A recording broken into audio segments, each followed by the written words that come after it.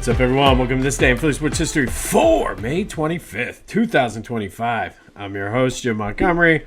Welcome to a Sunday edition of the podcast, Memorial Day Sunday. Coming at you a little bit later. Came home from the Union game last night and actually stayed up and watched some of the Phillies, so slept in a little bit today. But on that note, quick housekeeping. Tomorrow will not be a normal weekday schedule. It will be later like this since it is the holiday. And there's no need for me to get up at 4 a.m. On a holiday. But there will be a show tomorrow. All right, speaking of that Phillies game, what a win, 9-6. They won it in 11. Brandon Marsh with maybe the play of the season, getting the guy at the plate in the bottom of the 10th. To save it where the A's would have walked it off. And then they came back and took advantage of it in the 11th. Schwarber with a 2-run hit. On a night where Christopher Sanchez struggled, only going 4 2/3, struggled with his command a little bit. But the bullpen overall, I would have to say, was solid. Some costly errors, 3 errors for the Phillies yesterday, kind of a sloppy game. But that is 9 in a row, 9 straight against the bottom feeders of Major League Baseball. Look for the sweep today, but that's all right. I'm okay with that. They're doing what they need to do. Jesus Luzardo's on the mound today, so they got a good chance to pull off the sweep. Some news on Aaron Nola. Apparently his ankle injury is taking longer than what they previously anticipated. They don't want to rush him back, but he still is not thrown off a mound yet. Not really sure what to think about that, but we'll see. I mean, the starters have been holding it down. They're going to need to figure out the bullpen because the bullpen was certainly taxed yesterday. They do have a day off tomorrow, which is much needed before welcoming the Braves for a 3-game series and then a quick 2-game set against the Brewers next week. I can already hear it, though, if they can manage to pull off this sweep and then lose the first one against the Braves. Oh, you can't beat any good teams. But we'll see. So let's recap yesterday's question of the day before we get into today's question of the day. I asked you, should the Phillies at least kick the tires on Rhys Hoskins? 69% of you said yes. Those that were against it said no. It's more of the same old, like you're really bringing the old band back together.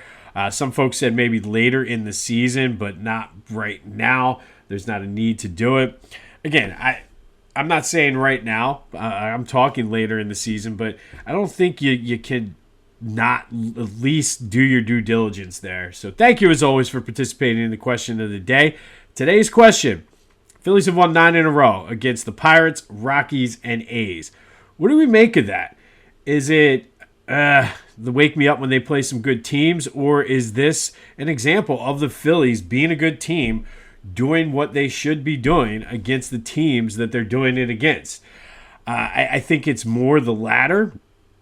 I think I've been talking this whole stretch about the cupcakes that we see in college football, and I don't think this is any worse than that. You play the cupcakes to get your timing and work out some kinks and get better and things like that, and it's just the way the schedule fell for the Phillies, and to their credit, they've done what they needed to do. If they'd have lost any of these games so far, I think we'd be in full-blown panic mode, but they haven't. But what do you think? What do we make of this? 9 in a row is 9 in a row. Yes, it's come against some AAA talent, but the way they've done it, doing small things right. I mean, that play by Marsh yesterday was incredible. But let me know what your thoughts are. 267-495-8531. That's the Back to the Future voice and text line. Get that. Anything else Philly sports related off of your chest. Let's do some quick housekeeping.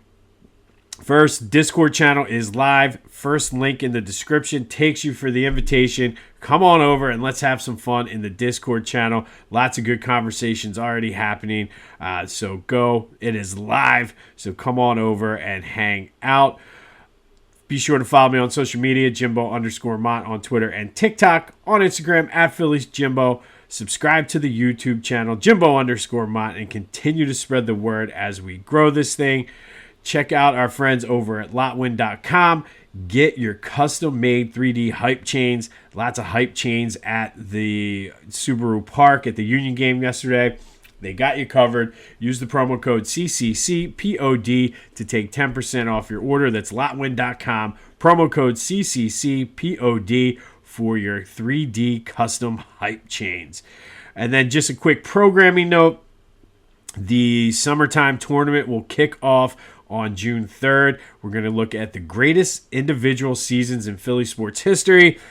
We've had some fun with this in the past. If you're new, every summer to kind of pass the time from the end of the NBA, NHL seasons until training camps get ready to open in the NFL, we do a little tournament where you get to vote on your favorite thing Philly sports. We did the Lovable Losers 2 years ago, teams that were good, lovable, but did not quite get the job done.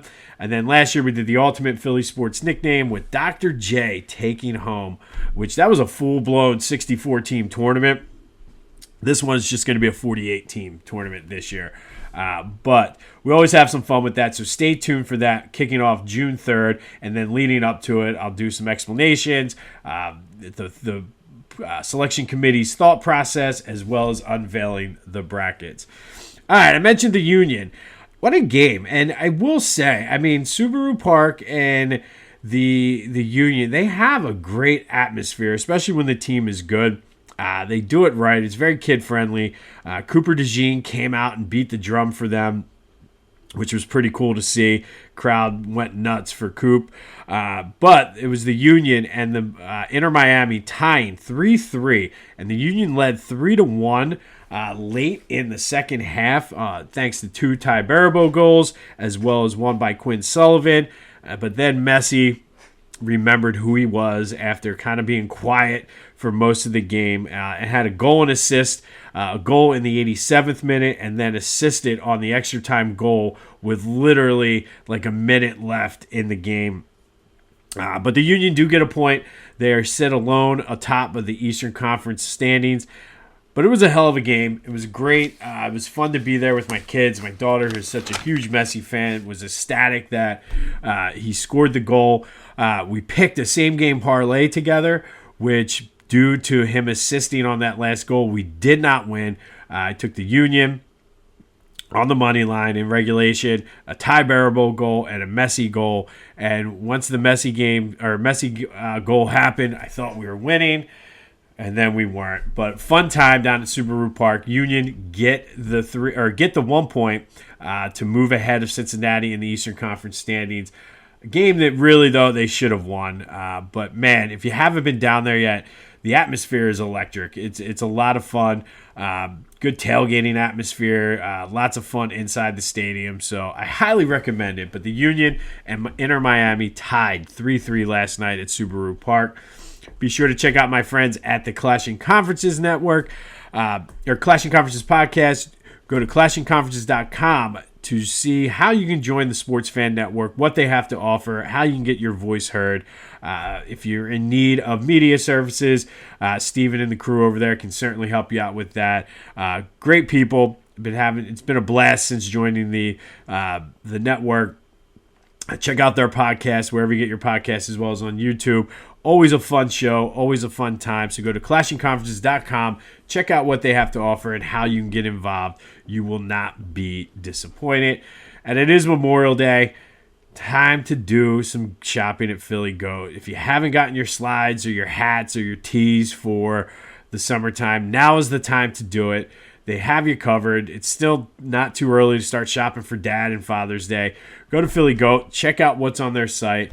You want to still celebrate the Tush Push. It's been a big week for that. They have a Tush Push collection because, of course, they do. That's what Philly Goat does. So go to Philly Goat. Use the promo code Jim Montgomery to take 10% off of your order. That's phillygoat.com. Promo code Jim Montgomery to take 10% off of your order. All right, May 25th. Got a couple Phillies things and a Flyers things here. So we'll start in 1997 with the Flyers, and they beat the Rangers on this day 4-2. Rod Brindamore with 2 goals. John LeClaire and Eric Lindros each had a goal and an assist.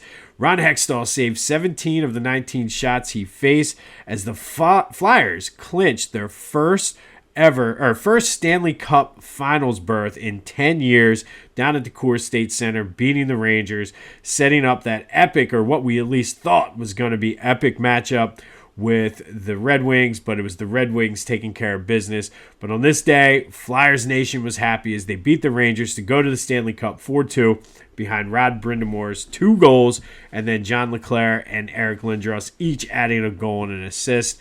Living high. I remember this time well, living large, thinking we're going to win the Stanley Cup.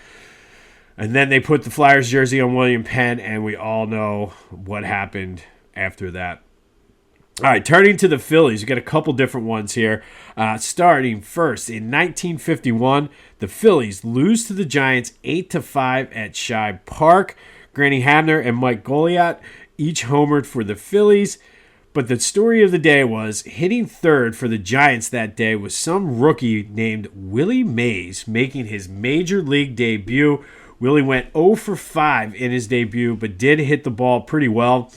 Took some good plays. And if you're watching this on social media, I clipped part of the article where they talk about it. It took a couple spectacular plays, but Willie Mays came in highly touted and didn't do much. Hit the ball well, but didn't do much offensively this day, going 0 for 5. However, in his career, he would hit .296 with 61 homers and 196 RBI in 363 career games against the Phillies. So I think I would say things got a lot better for Willie Mays after this. But on this day, back in 1951, Willie Mays makes his major league debut against the Phillies in an 8-5 victory for his New York Giants at the time.